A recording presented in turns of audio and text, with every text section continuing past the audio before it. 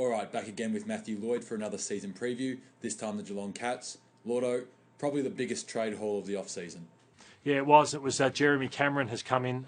He was the big one. They had to give a lot for him. You know, it nearly fell over a few times with the demands that the Giants placed. It's probably the biggest that a club has ever had to give for a player in Cameron. It's nearly 3 first-rounders just about. And they've also brought in, obviously, Isaac Smith on a wing and also Sean Higgins from North Melbourne. So some will say it was wrong. I love it. I love it. I would love to be a Geelong supporter. I'd be that excited going in to watch them this year with the players that they've brought in.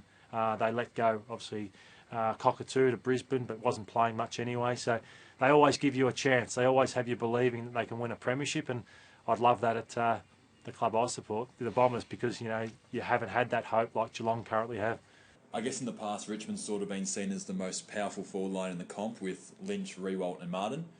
But with Geelong now having Cameron, Hawkins and Danger, do you see them as taking the throne as the most dangerous? Well, along with Brisbane, I think, I think they do. I think that the way it will structure, Hawkins will be deep. Jeremy Cameron maybe sit 30 metres out from goal, and then you've got Rowan, Myers, Higgins, all those damaging half forwards at their feet. I think when Jeremy Cameron played his best footy, it was his second season at the Giants. They were 1 win, 20 losses in the 21 games he played. He kicked 60 odd goals, but he was getting up and running back towards goal. I don't think he's that big forward like a Tom Lynch. He's not a Charlie Dixon. So I think playing higher without the pressure of being the big Hulk forward is going to suit him, and he might get the number 2 defender, which he's never had in his life. So I think they should work really well, and both of them are very unselfish, Hawkins and Cameron. So it's going to be exciting to watch. Do you have any concerns about the two of them playing on the same ground at GMHBA Stadium where it's a bit thinner? Yeah, it can be tricky, but the advantage I've got is they train there 3 times a week for 6 months. So I don't think it should cause too many headaches. And they belt teams down there as well. So I think they're going to have some enjoyable days and nights at Geelong. Onto the other end of the ground, Harry Taylor retired and Lockie Henderson got another run this year. Is Mark Blicavs the man to go back to being a full-time defender and take on Taylor's role? Harry Taylor was a wonderful player for Geelong, but I think they couldn't go with Taylor and Henderson again in the same team. And I think that it's actually a blessing.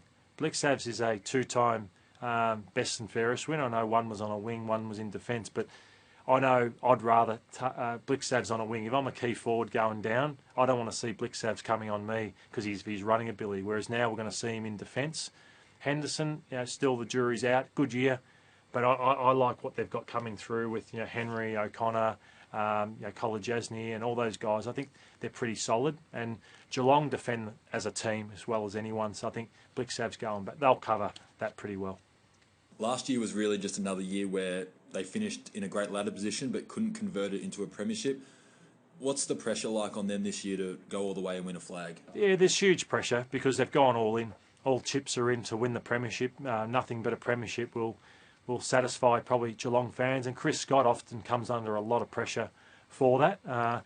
But I look at it, if it wasn't for Richmond, I reckon they win the last couple of premierships. So they had Richmond on toast at halftime in one prelim, they lose, and then they had them on the ropes in another one. They're just, unfortunately, Richmond, if it wasn't for Richmond, they'd probably be another 2 premierships for them. So they haven't done a lot wrong.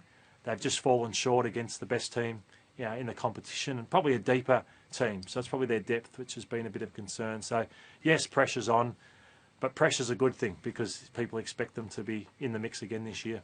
All right, Lordo, on to the predictions now. Who do you think the big improver is for the Cats? Well, I'm forecasting Asava Radigalea to, as another guy with a lot of potential who hasn't really fallen in and out, probably hasn't known his place. So I reckon that as a ruckman at times, supporting Reece Stanley, could they go 3 talls with Hawkins and also Cameron and him to try and stretch defences. And young Sam Simpson, I thought some of the things we've seen from Sam, I just think they've got to play him because he's an absolute ball magnet. And who do you think the pressure's on? Yeah, I think, again, like the Brisbane Lions, it's just on the team. I think it's on Chris Scott and those likes.